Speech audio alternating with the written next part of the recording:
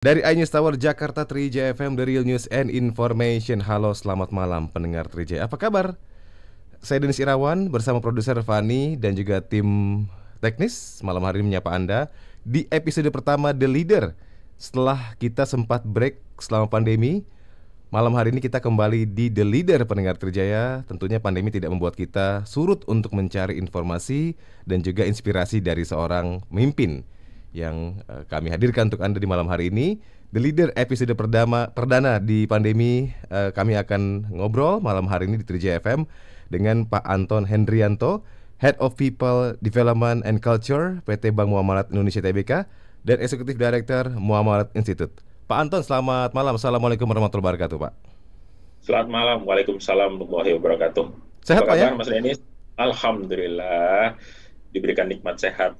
Insya Allah juga Mas Denis juga dan teman-teman keluarga Trijaya FM juga diberikan nikmat sehat. Baik, insya Allah, Pak. Dan buat pendengar Trijaya juga dalam keadaan sehat. Semoga di network kami, Anda yang dengar di Jakarta, Bandung, kemudian di Surabaya, Manado, Banjarmasin, dan kota-kota lainnya, malam hari ini simak kita bersama obrolan kita, Pak Anton, di The Leader. Pak Anton, di masa pandemi kegiatannya apa aja, Pak Anton nih? Di masa pandemi justru kegiatannya berlipat ganda. Kenapa tuh, Pak? Ya, justru kita jauh lebih sibuk daripada nggak pandemi. Masa Zoom meeting dan sebagainya bahkan berakhir sampai dengan malam. Justru strategi-strategi refine tuning terhadap strategi kita lakukan sekarang. Dan juga meng-engage tim kita juga kita lakukan semuanya secara digital. Jadi memang membutuhkan waktu dan juga energi yang lebih panjang. Nah, insya Allah, tapi saya sangat yakin nih Mas Denis, bahwa kalau kita berusaha terus, pandemi ini adalah menjadi kawah candra di muka buat kita semuanya. Dan saya sangat yakin bahwa akan ada pemenang-pemenang baru. Ya, dan insya Allah Indonesia banyak sekali pemenang-pemenang ya di era pandemi seperti ini. Tentu saja bagi yang mereka terus berkarya dan berusaha. Insya Allah. Dan juga itu ada berkahnya dari Allah Subhanahu wa Ta'ala. Gitu, Mas Denis. Dari dulu Anda merintis karir sampai hari ini Anda selalu semangat ini, seoptimis ini nggak, Pak? Selalu seoptimis ini. Ya, jadi harus optimis. Karena memang optimis dan juga menurut saya ambisi itu harus ada. Ya, bukan ambisius ya, yang memang punya tendensi untuk jauh lebih negatif, tapi ambisi itu harus ada supaya kita memang lebih bagus. Dari awal saya meniti karir semenjak saya lulus kuliah tahun 2002, ya kemudian saya baru menemukan saya pengen jadi apa, harus jadi apa, menciptakan satu milestone itu memang setelah menikah, Mas Denis. Jadi setelah menikah, saya melihat istri saya sedang hamil dan kemudian saya membuat satu milestone karena saya pengen kehidupan lebih baik. Kehidupan lebih baik dan kehidupan lebih baik. Nah, tentu saja di situ adalah untuk menapak kehidupan yang lebih baik. Ya tentu saja usahanya juga harus ditingkatkan. Jadi memang energi nggak boleh habis, ya kemudian ambisi nggak boleh habis sampai nanti kita menutup mata. Tinggal nanti berubah-ubah aja Mas Denis. Ya di fase di bawah 30 seperti apa, di bawah 40 seperti apa, di bawah 50, setelah 55 ya secara natural kita juga harus mengakhiri karir gitu atau terus berlanjut dengan karir yang lain. Dan menurut saya itu tinggal fasenya saja. Tapi yang pasti di situasi apapun ambisi dan energi harus tetap ada supaya kita terus membara lah. Iya. Pak Anton, The Leader kan selalu menyajikan inspirasi dari tokoh yang hadir gitu, leader yang hadir di Trijaya FM. Nah, kalau Anda sendiri apa prinsip Anda selama memimpin, Pak Anton? Nah, prinsip saya memimpin itu saya ada kurang lebih ada 4 lah yang prinsip saya memimpin. Yang pertama itu adalah kita sebagai pemimpin harus memiliki integritas yang cakep. Karena integriti itu menjadi kata kunci pertama. Kita bisa gagal, kita bisa dengan mudahnya slip gitu ya, kalau kita tidak memiliki integritas. Dan apalagi di early stage daripada karir kita, integritas itu mesti dijaga. Apakah berhenti begitu kita menapak satu posisi yang sama, yang lebih tinggi atau jauh lebih tinggi daripada kita waktu kita sudah memiliki integritas awal gitu ya, di awal meniti kalau punya integritas, tapi begitu kita menjadi posisi tertentu, apa harus kita lestarikan? Justru integritas itu menjadi kata kunci. Begitu memiliki posisi yang lebih tinggi, integritas itu akan diuji jauh lebih hebat ujiannya. Banyak sekali kalau kita lihat pejabat-pejabat negara gitu yang berakhir kepada menjadi punya rompi orange, ya kenapa? Mereka memiliki integritas waktu di awal karir, tapi begitu mereka menjabat, justru mereka slip. Sehingga apa? Integritas itu sampai kapanpun harus kita jaga. Sampai akhir hayat, Pak. Ya kenapa? Sampai akhir hayat. Insya Allah integritas itu adalah kita menyelamatkan di dunia dan juga di akhirat. Ya. Karena kita juga di akhirat nanti juga butuh integritas tuh, menjaga apapun amalan kita ya jauh dari hal-hal yang membuat dosa gitu kan ya, integritas. Kemudian setelah itu yang kedua adalah punya intention, Mas. Yang tadi tuh kita punya keinginan yang kuat untuk menjadi apa dan mau buat apa. Nah, ini dua kata kunci nih yang saya selalu titipkan ke teman-teman muda. Yaitu apa? Kalian tuh harus tahu buat satu milestone, gambaran karirnya, dan setelah itu adalah mau jadi apa, mau buat apa dalam tenggat yang tertentu.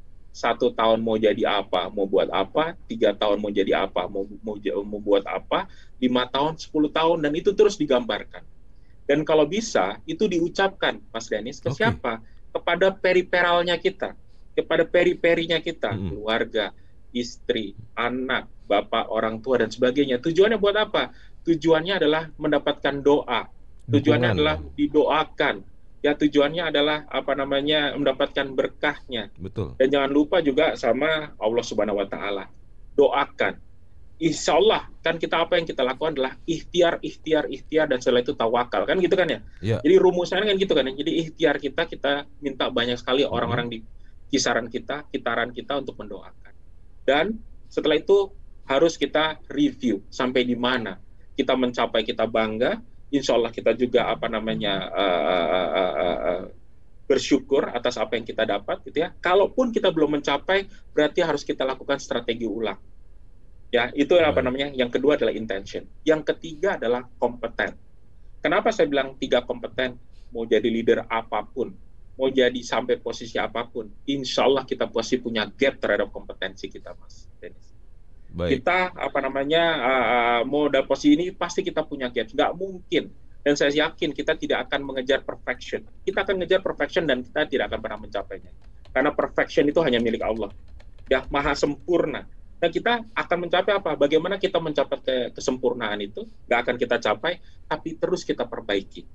Nah, kalau kita tahu kompetensi, artinya apa? Kalau kita menjabat posisi yang tadinya manajer, kemudian jadi group head misalnya, gitu ya.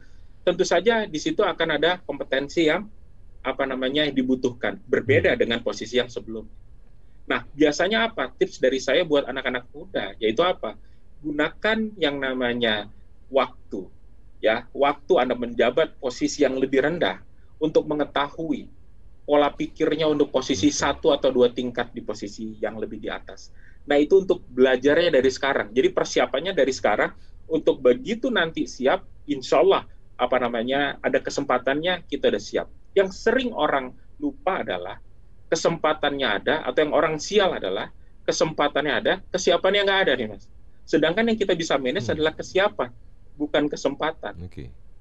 Nah, ini yang harus ada terjadi perpaduan. Begitu teman-teman bisa menduduki posisi tertentu, saya sangat yakin itu adalah karena kompeten, karena kita siap, dan kesempatannya ada. Nah, ini 2 hal yang terus beriringan. Dan yang terakhir adalah betul, itu adalah kompeten. Jadi yang pertama adalah integrity, yang kedua adalah intention, yang ketiga adalah kompeten, dan yang keempat adalah perform. Nah, perform di sini adalah ya bagaimana kita berkinerja, bagaimana menunjukkan kinerja. Saya sangat yakin bahwa Allah pun menilai kita karena kinerja kita. Betul. Insya Allah kita akan mendapatkan surganya ya karena kinerja kita. Di mana? Di dunia. Bagaimana kita berkinerja baik terhadap perusahaan kita? Ya kenapa? Ya kita baik juga mendeliver seluruh target objektif daripada jabatan kita yang dibebankan ke kita. Nah, kinerja itu menjadi penting. Nah, kinerja itu tesnya adalah sekarang, Mas Dennis, terus terang saja. Kalau kita menjadi pemimpin di era yang nyaman-nyaman saja, ya itu belum terbukti. Tapi kalau kita memimpin di era seperti ini, krisis, di COVID di COVID-19 seperti ini, ya itulah kalau kita lulus, insya Allah itu yang saya ucapkan di awal adalah menjadi pemenang baru.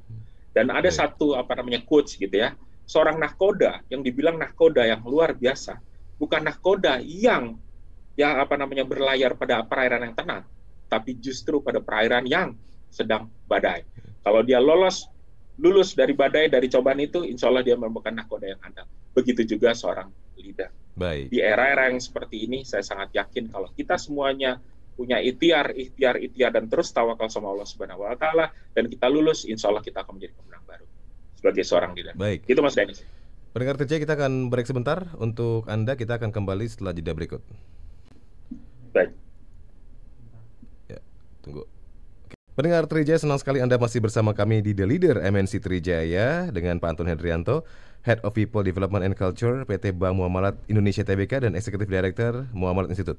Pak Anton, tadi Anda sudah sharing 4 poin penting dalam meleading, memimpin, dan karakter Anda, yaitu integrity, intention, kompeten, perform. Tapi pendengar Trijaya penasaran nih, hari demi hari daily-nya seperti apa sih perwujudannya? Kan kita yang tahu teorinya, oke, 4 hal tadi. Sehari-hari yang kita lakukan apa, Pak Anton? Anda lakukan untuk diri Anda atau tim Anda atau keluarga dan sebagainya? Oke, good. Thank you. Mas Dennis. Jadi perwujudan dari 4 tadi, itu kita mungkin semuanya juga tahu lah ya. Tapi bagaimana kita lakukan setiap hari, gitu ya. Nah, memang 4 hal tadi harus ditopang dengan tadi, yaitu ambisi dan juga energi yang harus ada. Kenapa? Mau kita ngomong integritas, intention, kemudian kompetensi, dan juga perform, itu kalau nggak ada bahan bakarnya berupa energi dan juga ambition, juga kedodoran gitu kan ya. Orang akan turun, integrity mungkin akan turun, intention akan turun kalau terantuk suatu kegagalan gitu misalnya. Nah, bagaimana kita lakukan tiap hari? Justru itulah moment of truth-nya adalah tiap hari itu. Bagaimana cadence? Saya pakai teori yang namanya bersepeda, Mas. Kalau kita tidak kayuh sepeda itu, maka kita akan jatuh. Tapi kalau kita kayuh sepeda itu, pilihannya ada 2, kayuh dengan cepat, kayuh dengan lambat, kan gitu aja. Sehingga sepeda itu akan melaju dengan cepat atau melaju dengan lambat. Yang penting finish gitu ya. Yang penting finish. Tentu saja finishnya seberapa lama, kan itu kalau pakai teori. Nah, sehingga apa? Kayuhan tadi adalah menjadi satu keharusan. Yang tadi Mas Denny sampaikan betul banget. Tiap hari apa yang kita lakukan? Tiap hari yang kita lakukan adalah bagaimana kita memiliki mindset adalah bertransformasi. Artinya adalah lebih baik daripada hari kemarin. Hari ini harus lebih baik dari kemarin. Besok harus lebih baik dari ini. Itu adalah semangat kita bertransformasi. Tentu saja nanti akan diaplikasikan dalam bentuk manajemen. Yaitu apa? Mulai bagaimana kita membuat satu rutin manajemen. Ya, bagaimana kita mengelola, bagaimana kita memiliki dashboard. Karena saya selalu suka dengan bagaimana kita menciptakan data. Data itu akan menciptakan satu insight. Ini tiap harinya gitu ya, supaya saya punya dashboard.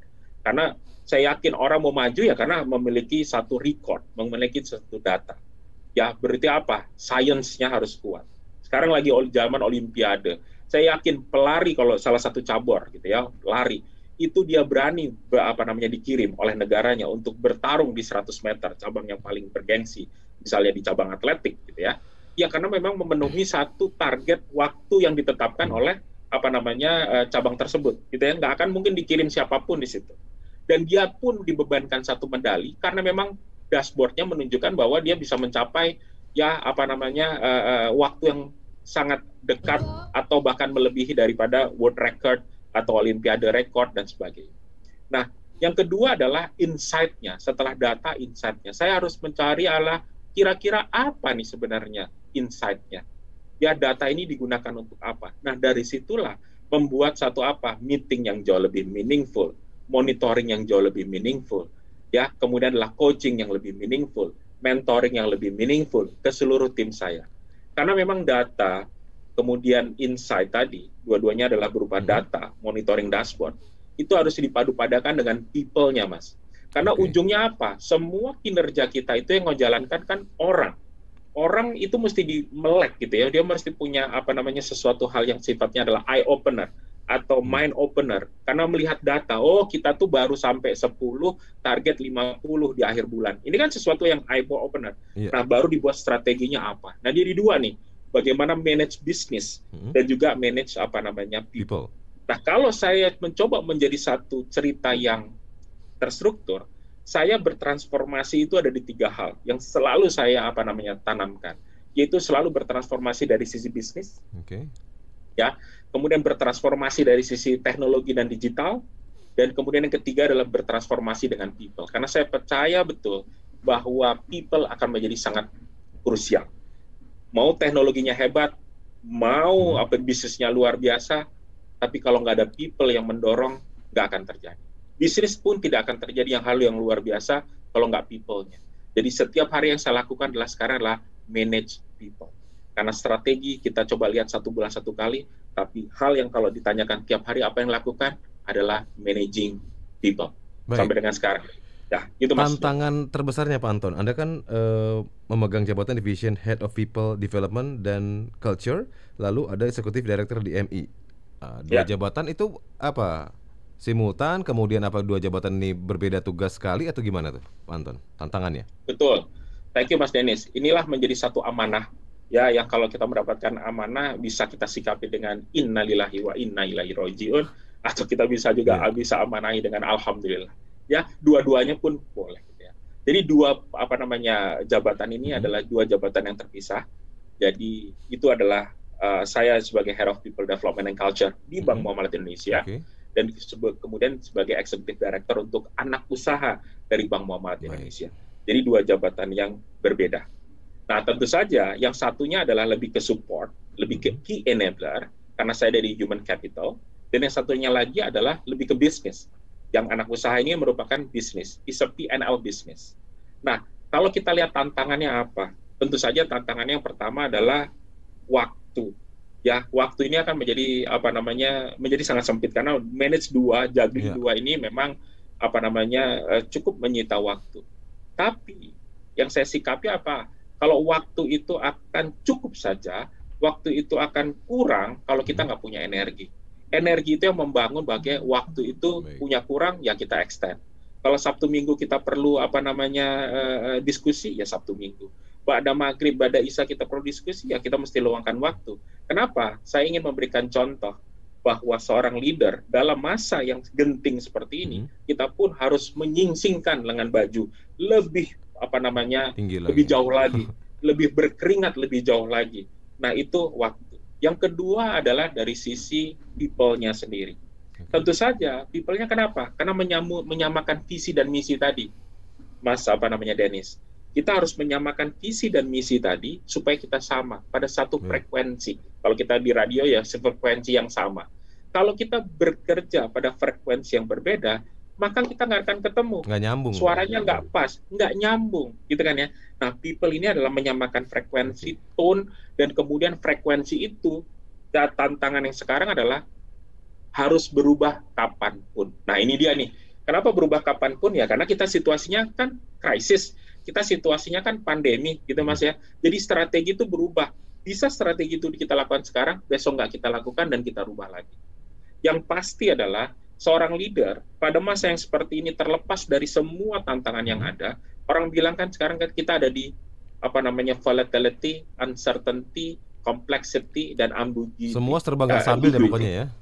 Ya, semua serba nggak stabil. Itu kan orang bilang adalah situasi yang VUCA. Tapi seorang leader juga harus mengcounternya dengan VUCA juga, yaitu adalah punya vision, ya, kemudian punya adalah understand, ya, kemudian adalah clarity dan juga agility.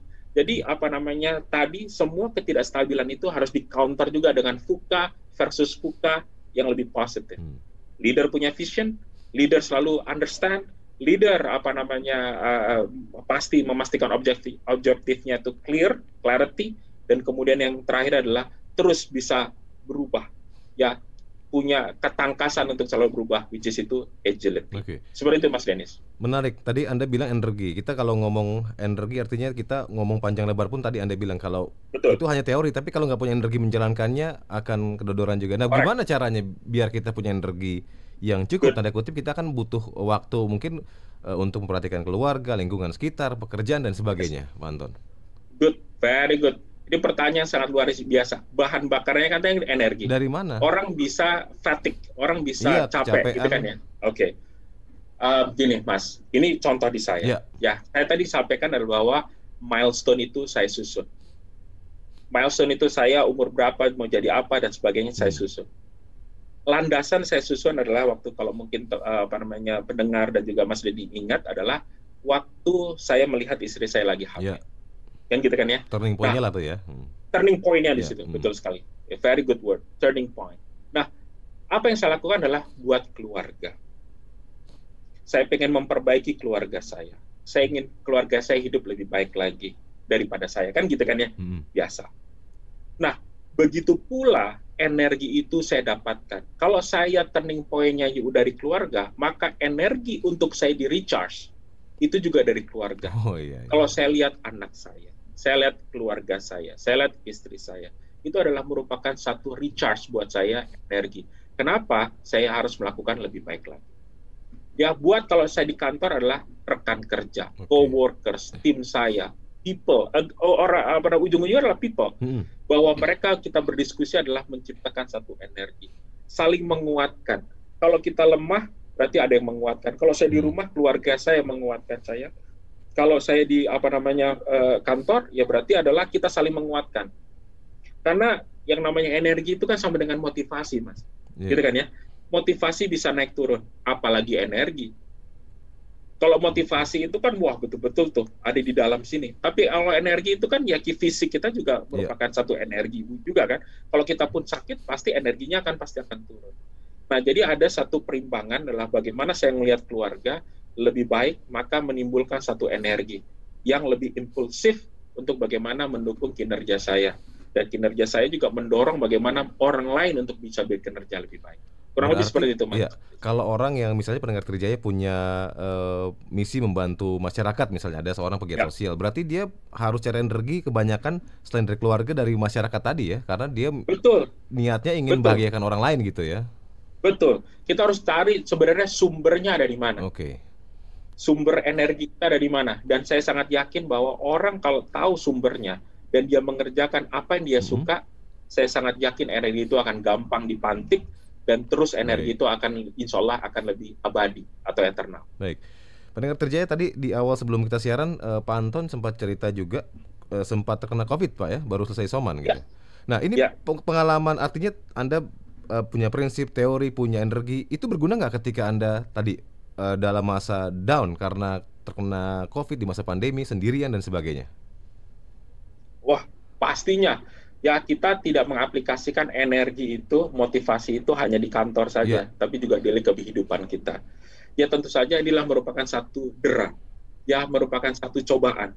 Apakah kita ini consider sebagai dera atau sebagai cobaan? Nah, ini yang membuat energi kita akan tumbuh.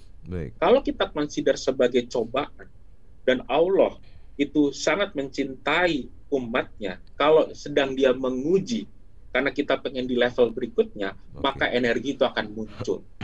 Saya sangat yakin bahwa yang namanya COVID-19, karena saya ini udah LC nih, Mas Dennis. Ya, saya tidak kuliah di Timur Tengah, tapi saya udah punya LC, itu lulusan COVID, gitu kan ya. Jadi lulusan COVID. Nah, saya sangat yakin setengah kesembuhan daripada COVID-19 itu adalah kalau kita punya pemikiran, punya energi, punya motivasi ingin sembuh. Saya yakin setengah daripada kesembuhan itu insya Allah kita dapatkan. Justru waktu saya di hari pertama dinyatakan sampai dengan hari ke-7, menurut saya itu masa kritikalnya di situ. Justru motivasi dan juga energi yang mendorong saya ingin sembuh. Saya ingin terus misalnya melihat anak saya sukses. Saya ingin terus membuat keluarga saya bahagia. Dan justru disitulah rasa ingin sembuh. Memang ada pilihan kedua, yaitu apa? Saya tidak semangat, saya tidak memiliki energi, saya makin jatuh, ya saturasi turun, kemudian kondisi badan turun, dan justru di situ makin severe in terms of penyakitnya. Nah, ini pilihan, makan apa saja, obat apa aja saya telan. Kenapa? Supaya saya sembuh dan cepat bisa bergabung sama keluarga. Ya qadarullah, ujian belum sampai di situ selesai. Begitu hari ke-13 mau PCR di hari ke-14, qadarullah ya hari ke-13 keluarga saya yang berikan cobaan, yaitu mereka positif seluruhnya. Anak putri saya 2 dan juga istri saya 1. Nah, artinya apa? Di situ adalah cobaan lagi. Ya, saya harus punya energi menyemangati mereka bergantian. Karena saya sangat yakin dulu menyemangati adalah karena istri dan anak-anak saya, dan sekarang adalah sayalah yang menyemangati ya mereka untuk sembuh dan kemudian kita bisa sama-sama lagi. Baik. Lebih seperti itu, Mas. Keren banget pendengar Trijaya dari Pak Anton. Pak Anton, karena waktu terbatas kita pengen tahu nih endingnya apa yang Anda mau katakan buat pendengar Trijaya, buat para leader di masa pandemi ini. Good. Thank you Mas Dennis buat kata terakhir gitu ya, atau buat titipan buat teman-teman leader di masa pandemi, satu, yakinlah ya, satu dulu kita harus punya mindset, yakinlah bahwa pandemi ini adalah merupakan satu ujian. Kalau kita anggap menjadi satu ujian, maka kita pengen lulus. Yeah. Ya, naik itu level. dia tuh. Itu mindset. Karena mindset itu akan menumbuhkan satu energi dan motivasi. Maka kita harus benari dulu mindset kita. Seluruh perubahan, seluruh ketidaknyamanan, gunakan itu adalah untuk kita terus bisa mengasah diri. Karena saya tadi titipkan bahwa di era pandemi ini akan muncul pemenang baru. Tentu saja kalau ada pemenang baru, ada orang yang kalah. Kan gitu aja kan ya? Tentu saja orang yang kalah tadi adalah apa? Ya energinya kurang, motivasinya kurang, tidak ingin tumbuh terus gitu ya. Sama, kalau kita akan menjadi pemenang baru, kalau kita pengen terus mengasah itu. Jadi kalau kita udah punya mindset yang bagus, kita punya energi yang bagus untuk bisa mengarah, mengasah terus kompetensi kita, terus untuk bisa lebih baik. Dulu kita, nggak oke, kita nggak tahu, justru di pandemi ini kita dipaksa untuk tahu. Justru ilmu-ilmu baru ini kita pelajari pandemi. Ya, dan itu banyak sekali yang mengkapitalisasinya. Sehingga apa? Kata kunci berikutnya adalah setelah mindset dan rasa ingin terus maju, yaitu apa? Keluarlah dari zona nyaman kita. Keluar dari comfort zone kita. Supaya apa? Supaya kita masuk ke learning zone, zona kita belajar. Supaya apa? Supaya kita akan tumbuh, masuk ke growth zone. Begitu growth zone, maka kita akan masuk lagi ke comfort zone, tapi comfort zone yang lebih luas. Sehingga apa? Harus ke learning zone dan kemudian ke growth zone. Pada satu titik Anda udah makin banyak. Dan terus begitu kita berkinerja, janganlah kita ditumpulkan ya dengan situasi. Situasi ini adalah ujian. Maka apa yang kita lakukan adalah justru saatnya kita untuk bertransformasi, berubah, hijrah. Ya, hijrah dengan yang lebih baik lagi. Maka tadi titipan saya adalah, kalau pada leader-leader adalah 3 transformasi yang harus kita miliki. Yang pertama adalah bagaimana kita bertransformasi bisnis. Business transformation. Terlepas Anda apakah di bisnis, apakah di key enabler, bagaimana kita bisnis. Kenapa? Bisnis kalau bertransformasi berarti apa? Supaya kita bisa survive, supaya kita tetap bisa eksis dalam 10, 5, 100 tahun, bahkan sampai nanti. Dan kemudian yang kedua adalah jangan lupa untuk bertransformasi di digital. Karena ke depan itu akan semakin digital. Kita sekarang ada di 4.0, akan masuk ke 5.0, 6.0 dan sebagainya. Kalau kita berhenti, maka kita tidak akan berubah, maka kita akan terlindas dengan waktu. Ya, inilah yang bertransformasi adalah transformasi digital in terms of technology. Kemudian yang ketiga adalah kita tidak akan bisa menjalankan teman-teman leader semuanya, bisnis kita tidak akan berjalan, transformasi teknologi dan digital kita tidak akan berlangsung kalau kita tidak melakukan transformasi terhadap people kita. Baik. Justru di saat inilah people kita investasikan. Ya, kita lebih peduli sama people. Kita pastikan mereka lebih tajam. Mereka pastikan mereka lebih sharp gitu ya, dan juga smart.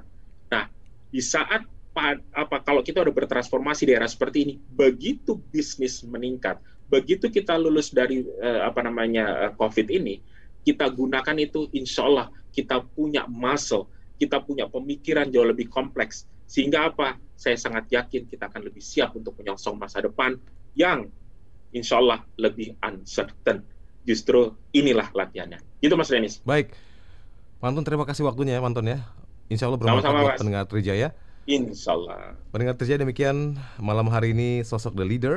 Untuk Anda, Pak Anton Hendrianto, Head of People Development and Culture PT Bank Muhammad Indonesia Tbk dan Executive Director Muhammad Institute sudah hadir dan juga memberikan inspirasi. Selamat malam untuk Anda. Denis Irawan saya dibantu oleh produser Fani, kemudian tim teknik dan juga operator pamit dulu. Terima kasih juga Pak Anton waktunya sudah bergabung dengan kami. Selamat malam. Wassalamualaikum warahmatullahi wabarakatuh. Malam. Waalaikumsalam warahmatullahi wabarakatuh. Pak Anton, terima kasih Pak Anton ya.